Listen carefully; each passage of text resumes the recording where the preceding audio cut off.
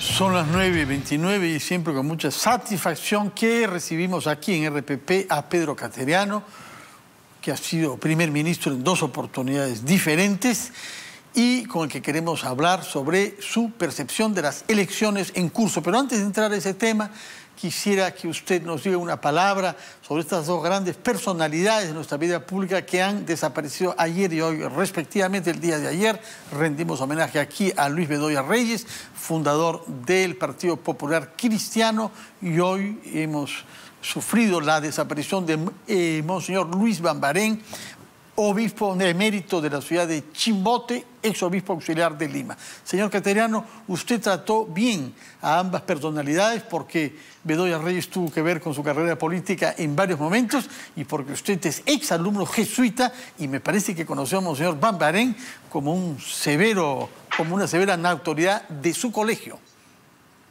Bueno, me sumo al homenaje de RPP y naturalmente al pesar de los peruanos por la desaparición de estos 2 ilustres personajes que tuvieron una participación en sus campos, el político y el religioso, muy destacable. En el caso de Bedoya, quisiera a sus familiares, amigos, dirigentes del Partido Popular Cristianos y partidarios expresarles mis condolencias.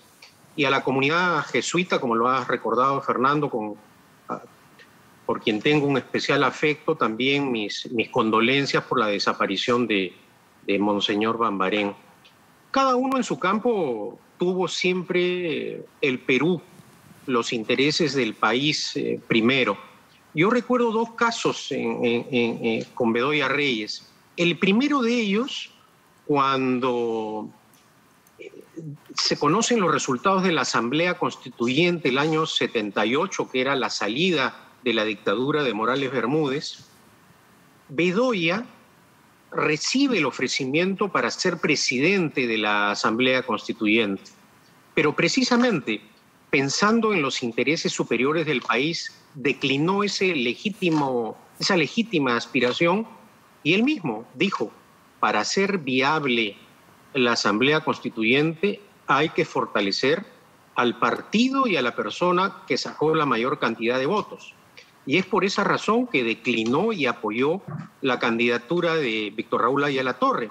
Y es más, cuando fallece Víctor Raúl Ayala Torre, él pudo haber reclamado una nueva elección y participación y mantuvo su posición de priorizar el interés nacional y respaldó la permanencia de Luis Alberto Sánchez como presidente de la Asamblea Constituyente. En lo personal he tenido con él un trato muy cercano, también cuando él, teniendo en cuenta la grave crisis política, económica en la que dejó el país Alan García en su primer gobierno, en donde se produjo una quiebra del Estado, declinó sus legítimos intereses personales y partidarios y apoyó decididamente la candidatura presidencial de Mario Vargas Llosa en el Frente Democrático.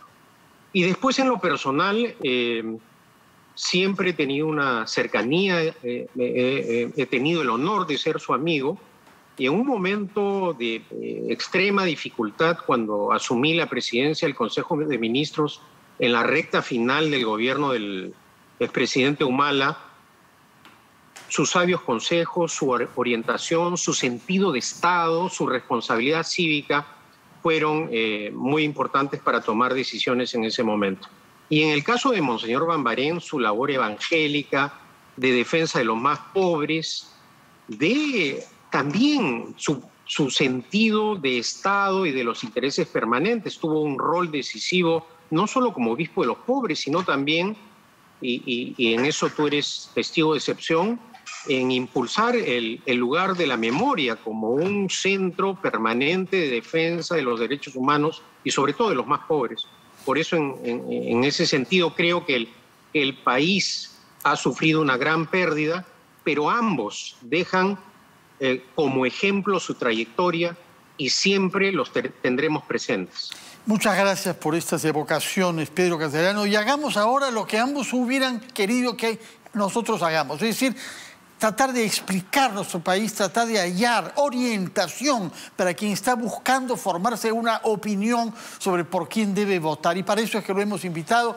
¿Qué piensa usted de la manera como están llevándose a cabo estas elecciones en esta fase de campaña a poco más de 3 semanas del día del voto? Así como en el pasado las dictaduras fueron un drama para América Latina y el Perú, hoy en día la tentación populista es la principal amenaza para América Latina y el Perú no escapa a esa problemática.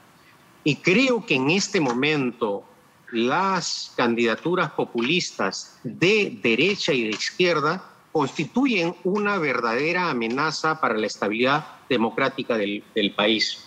Así como hay que condenar las dictaduras, sean de izquierda o de derecha, hay que rechazar con firmeza las amenazas de las candidaturas populistas de izquierda y de derecha.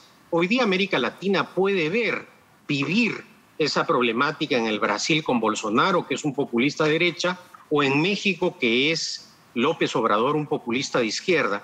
¿Y por qué razón afirmo esto, Fernando?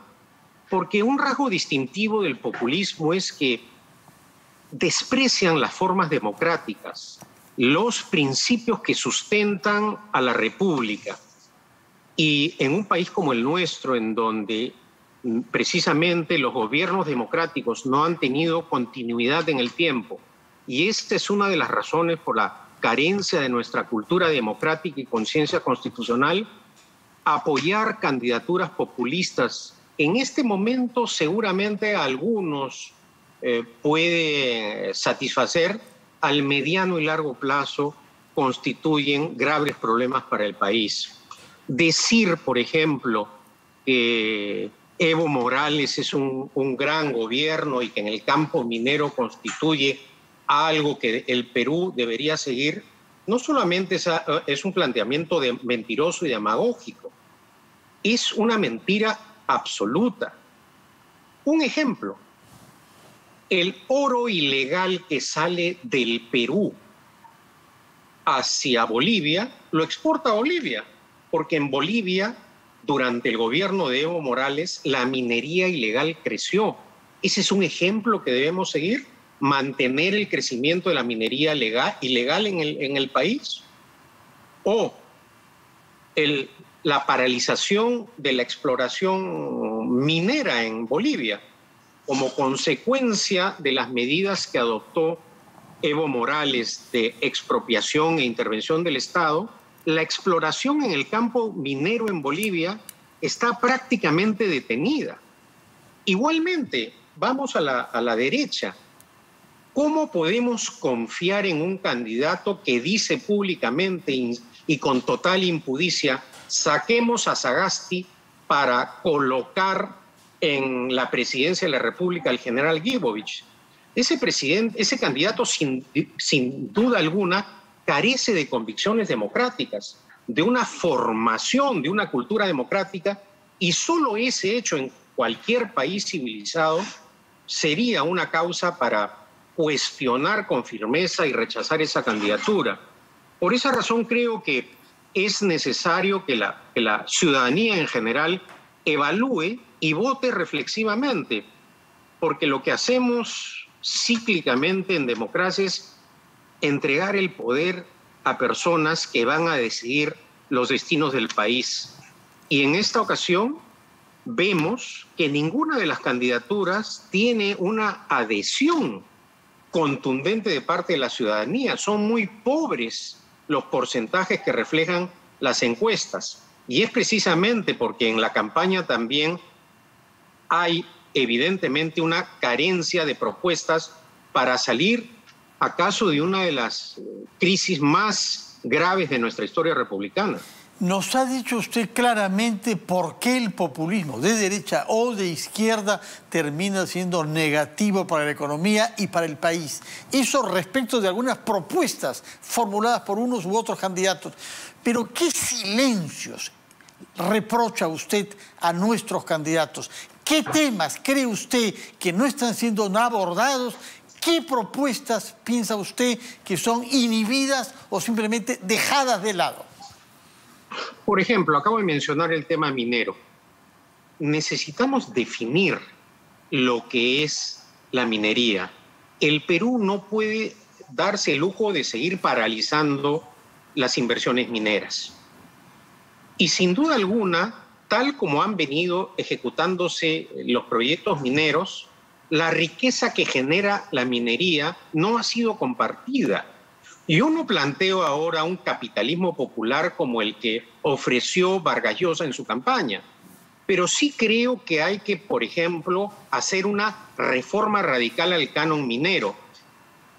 El año pasado, Fernando, los gobiernos regionales y municipales han dejado de ejecutar 13.000 millones de dólares que tenían en sus cuentas bancarias por concepto de canon minero.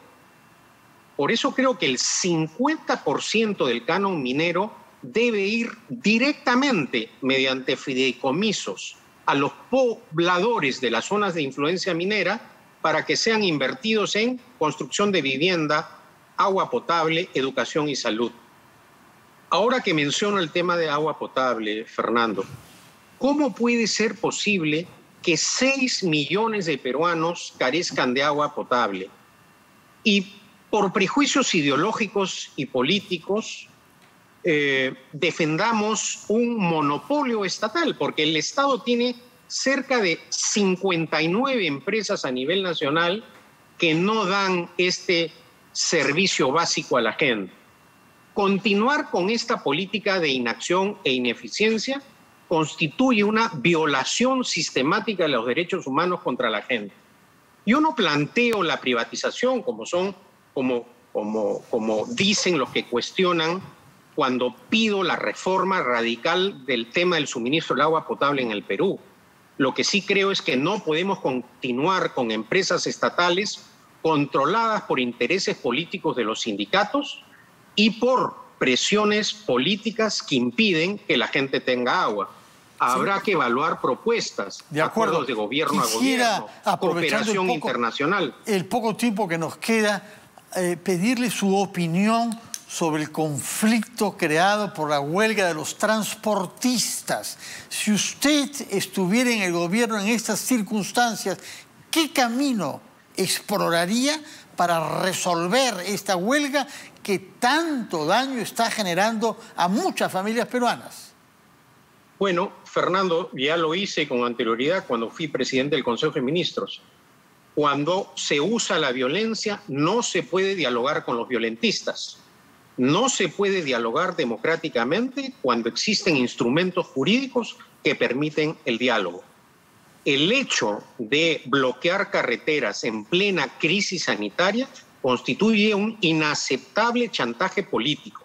Y este no es un problema solo del gobierno, Fernando, porque esa es la impresión que da. Este es un problema que nos involucra a todos. No puede ser posible que en el momento más dramático y crítico se estén bloqueando carreteras e impidiendo que el auxilio a la ciudadanía tenga que ser llevado por la vía aérea, por las Fuerzas Armadas, porque por intereses subalternos se están amenazando los derechos humanos de las grandes mayorías nacionales, Fernando. De acuerdo. Nos queda un minuto. Quisiera preguntar algo que tiene que ver con su experiencia como ministro de Defensa, cargo que ejerció durante varios años. ¿Cómo acabar con el problema que significa el BRAEM? No veo que haya muchas propuestas sobre ese tema y en general el tema del narcotráfico es un tabú. Hay un diario de hoy en Lima que publica una enorme fotografía de una pista de aterrizaje construida en plena selva, fácilmente detectable, cientos de metros, para que las avionetas recojan la coca en el Perú y la saquen a Bolivia o Brasil.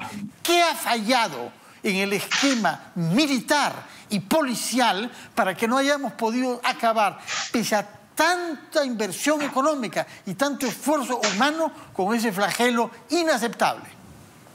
Yo creo que ahí, Fernando, no es un problema solo de los militares y de la policía. Es un asunto que implica un liderazgo político. Y ese es un tema que tiene que enfrentar el presidente de la República. La lucha contra el terrorismo obliga al presidente de la República a liderar Por eso es el jefe supremo de las Fuerzas Armadas y por esa razón personifica a la nación. Repito, este no es un problema de militares y de policías. Este es un problema de liderazgo político y de compromiso. ¿Cuántas veces han viajado en estas crisis políticas los presidentes al Brain? O sea, el Brain no tiene una supervisión directa de quien es el responsable directo constitucionalmente de esa tarea. Y creo que eso tendrá que exigírsele al próximo presidente de la República, porque también tuvimos un presidente que durante 5 años no pisó el Brain, Fernando. No le pregunto quién, porque ya me imagino.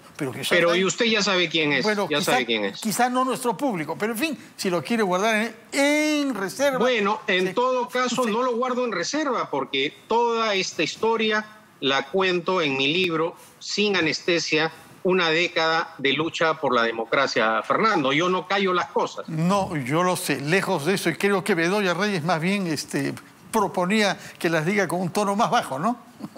Exactamente. Bueno, muchas gracias, Pedro Cateriano. Y un buen fin de semana para todos. Para usted también, y muchas gracias por su presencia en RPP. Vamos a hacer una pausa, después de la cual recibiremos al señor Rafael Roncagliolo, ex canciller de la República.